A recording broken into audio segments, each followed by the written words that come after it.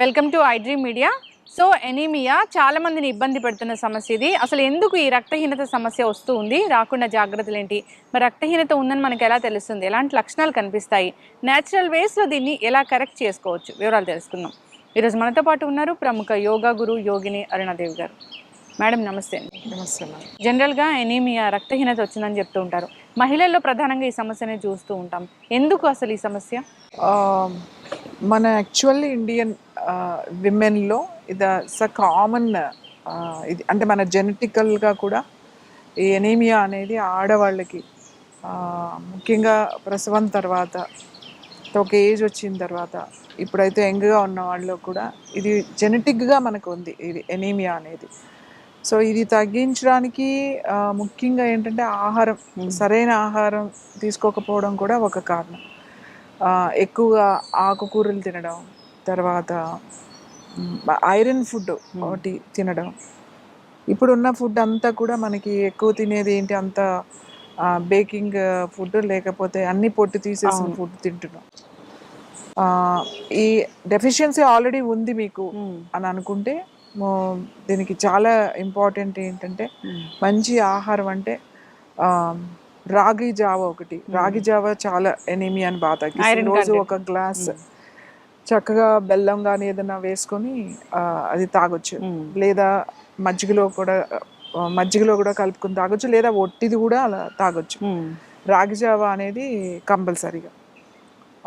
తర్వాత ఇంకా ముఖ్యంగా ఏంటంటే దీనికి ఒక జ్యూస్ తయారు చేసి పెట్టుకోవాలి. ఇది రోజు ఫ్రెష్గా తీసుకోవచ్చు. ఫ్రెష్గా రోజు తీయాలంటే ముఖ్యంగా ఆడవాళ్ళకి చాలా బద్ధకం.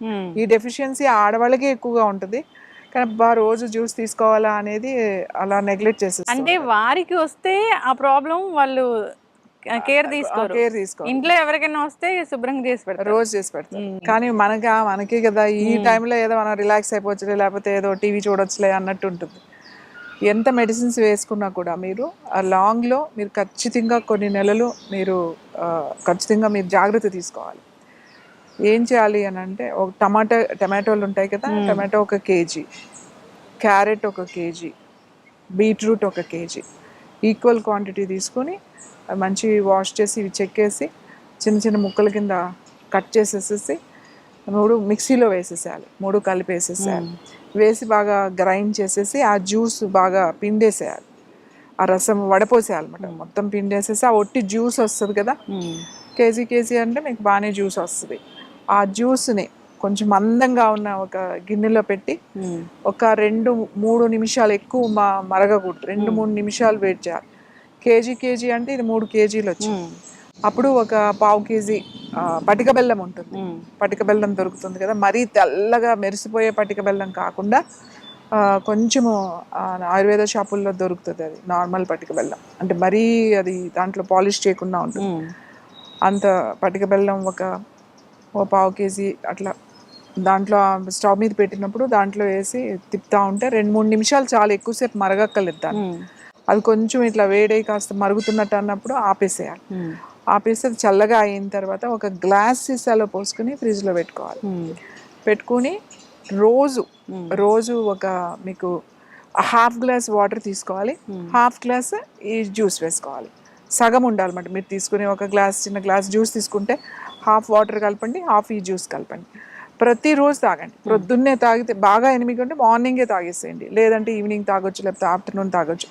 రోజు ఒక గ్లాస్ ఈ జ్యూస్ కనుక తాగితే మీకు హెమోగ్లోబిన్ బాగా ఇంప్రూవ్ అవుతుంది, మీకు ఎనీమియా కూడా తగ్గుతుంది. బట్ ఏదో 1-2 సార్లు కాకుండా, నేను ఇది ఎందుకు చెప్పానంటే కనీసం వారానికి ఒకసారి చేసి పెట్టేసుకుంటే మీకు 1 వారం రోజులు వస్తుంది కదా, తర్వాత మళ్ళీ అది అయిపోయిన తర్వాత మళ్ళీ చేసి పెట్టుకోండి. ఒకసారి అయిపోతుంది, మీకు కూడా ఈజీగా కలుపుకుని తాగేయడానికి ఈజీగా ఉంటుంది. అందరూ వర్కింగ్ కదా, ఇప్పుడు తక్కువ టైం పడుతుందని నేను ఇది చెప్తున్నాను. ఈ జ్యూస్ చాలా చాలా బాగుంటుంది. ఐరన్ రోజు కంపల్సరీగా ఏదైనా ఒక ఆకుకూర తినాలి, ముఖ్యంగా తోటకూర, గోంగూర, ఇవి అన్నీ కూడా మంచి. ఆకుకూర ఏదైనా పెట్టుకోవాలి మనం, ప్రత్యేకించి ఒక ఆకుకూర మీ ఆహారంలో ఉండేటట్టుగా చూసుకోవాలి. తర్వాత ఇంకొకటి, అంటే ఇప్పుడు ఎవరు చేయట్లేదు కానీ మా చిన్నప్పుడు ఐరన్ ఇలా తక్కువ ఉంటే ఏం చేసేవాళ్ళు అంటే మజ్జిగ చేస్తారు కదా, అప్పుడంతా కవ్వంతోనే మజ్జిగ చేసేవాళ్ళు కదా, మజ్జిగ చేసిన తర్వాత ఆ వెన్న తీస్తారు, మజ్జిగ ఉంటుంది కదా, వెన్న తీసేసిన తర్వాత మజ్జిగ చేసి పెట్టేవాళ్ళు. అది మామూలుగా అన్నంలో తినేవాళ్ళు, తాగేవాళ్ళు. ఆ మజ్జిగలో ఇనప అట్ల కాడలు ఉండేవి. ఆ, ఇనప ఇది తెలుసు కదా మీకు, అవును. దోశలు అయ్యి ఇప్పుడు స్టీల్ వచ్చినాయి, తర్వాత చెక్క వచ్చినాయి అనుకోండి, నాన్ స్టిక్ వచ్చిన తర్వాత అప్పుడు ఆ ఇనపవే ఉండేవి. ఆ ఇనపవే ఉండేవి, వేపుళ్ళకి అది అవి వాడేవాళ్ళు. సో అది శుభ్రంగా ఇప్పుడు కడిగేసి మళ్ళీ ఐరన్ అనేది ట్రెండ్ అయింది. ట్రెండ్ అయిందా ఇప్పుడు. ఆ అట్ల కాడలు ఉంటాయి కదా, అది శుభ్రంగా కడిగేసేసి ఆ మజ్జిగలో వేసేసేవాళ్ళు. మజ్జిగలో అలా పెట్టేసి ఉంచేవాళ్ళు.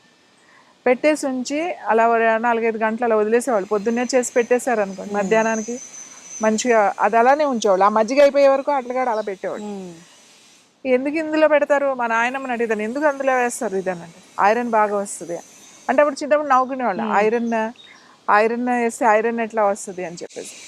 సో దాంట్లో ఆ మజ్జిగ తాగేవాళ్ళు. ఆ మజ్జిగ తాగితే మంచి తొందరగా ఐరన్ ఇంప్రూవ్ అవుతుంది. ఓకే. సో ఆ ఐరన్ అంటే మళ్ళీ మజ్జిగ లేవు, అలాంటి ఏమీ లేకుండా మనం రెగ్యులర్గా యూజ్ చేసేది నీట్గా ఉంటుంది చూడండి. అవును. అది మజ్జిగలో కనుక వేసి పెట్టేసి పొద్దున్నే మధ్యాహ్నానికి చాలా ఉంటుంది. మధ్యాహ్నం సాయంకాలం మీరు అది తీసుకుంటే ఐరన్ బాగా, ఇది యాక్చువల్ చాలా ఈజీ అండ్ చాలా సింపుల్ ఇది రెమెడీ ఇది. అప్పుడు అందరిళ్ళల్లో మజ్జిగ ఉండేది, అందరూ మజ్జిగ తాగేవాళ్ళు కాబట్టి, మజ్జిగ వేసుకునేవాళ్ళు కాబట్టి అది బాగా పనిచేస్తుంది. ఇప్పుడు మజ్జిగ లేవు, ఐరన్ లేదు. ఇప్పుడు తింటే పెరుగు తింటారు, లేకపోతే అసలు తినని వాళ్ళే ఎక్కువైపోయారు. ఇప్పుడు మిల్క్ ప్రొడక్ట్స్ వాడకూడదు, పెరుగు తినకూడదు. మళ్ళీ పెరుగు తినాలంటే పెరుగులో ఏం క్యాలరీస్ ఉన్నాయి, తింటే ఏం జరుగుతుంది, ఎంత వెయిట్ పెరుగుతాము, ఇలా toned milk, skimmed milk, whole milk, ఇలా రకరకాల మిల్క్లు. అదే చెప్తున్నాను కదా, ఎంత సింపుల్ గా ఉండే లైఫ్ ని మనం ఎంత ప్రాబ్లమాటిక్ చేసుకుంటున్నాము అనేది. నిజంగా ప్రాబ్లమాటిక్ గానే చేసుకుంటున్నాం అన్నీ కూడా. అంటే ఒక చిన్నగా మనం ఒక డిసిప్లిన్ లోకి వచ్చేస్తే ఈ బాధ అంతా ఉండదు. సో ఈ ఆకుకూరలు తినటం ఒకటి, ఈ వెజ్ జ్యూస్, నేను చెప్పిన వెజ్ జ్యూస్ ఒకటి బాగా వస్తుంది. అలాగే ఈ మజ్జిగలో ఇది వేసుకుని తాగడం ఒకటి. ఇది చాలా తొందరగా, రాగి విమెన్కి చాలా బెస్ట్ ఫుడ్ రాగులు అని చెప్తామన్నమాట. మీరు రాగి రొట్టె చేసుకోవచ్చు, రాగి పిండితో దోశలు వేసుకోవచ్చు, లేదా డైరెక్ట్గా రాగి జావే ఒక గ్లాస్ తాగొచ్చు. తొందరగా ఈ ఐరన్ డెఫిషియన్సీ తగ్గుతుంది. అలాగే ఎనిమియా అనేది బాగా తగ్గుతుంది. అయితే ఈ విమెన్ కి ఎలాంటి లక్షణాలు కనిపిస్తాయి జనరల్ గా ఇలాంటి ఎనిమియా? బాగా నీరసం, బాగా ఎనిమిక్ గా ఉన్న వాళ్ళు ఎంత నీరస పడిపోతారంటే పని చేయలేరు, దేనికి ఓపిక ఉండదు. ఇంకా ఇంకా ఏంటి అంటే జుట్టు రాలిపోతూ ఉంటుంది బాగా.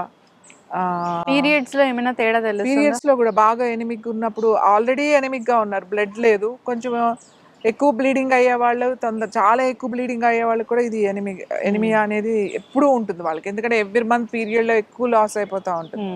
నార్మల్గా అయ్యే వాళ్ళకి ఇదేం పెద్ద ప్రాబ్లం ఏం కాదు. ఎక్కువ ఓవర్ బ్లీడింగ్ ఉన్న వాళ్ళకి మాత్రం ఖచ్చితంగా ఇవి జాగ్రత్తలు తీసుకోవాలి. న్యాచురల్గా కూడా చాలా మందికి డెఫిషియన్సీ ఫస్ట్ నుంచి ఉంటుంది, ఎనిమిక్ అనేది బాగా ఉంటుంది. సో సరైన డైట్ తీసుకోవాలి. అలాగే దీనికి కొంచెం మంచి ప్రాణాయామం అండ్ స్ట్రెచ్చింగ్ కొన్ని ఖచ్చితంగా చేయాలి. అవి కనుక మీరు చేసుకుంటే, మీరు తీసుకున్న ఆహారం కరెక్ట్గా మీకు కావలసినట్టుగా బాడీ అబ్జర్వ్ చేస్తుంది ఇవి చేయడం వల్ల.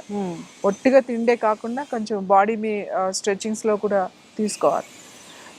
ఏదైనా అతి ఐరన్ డెఫిషియన్సీ, కొన్ని మెడికేషన్స్లో కూడా లాంగ్ పీరియడ్ ఆఫ్ మెడిసిన్స్ తీసుకుంటున్నప్పుడు కూడా ఐరన్ డెఫిషియన్సీ వస్తుంది.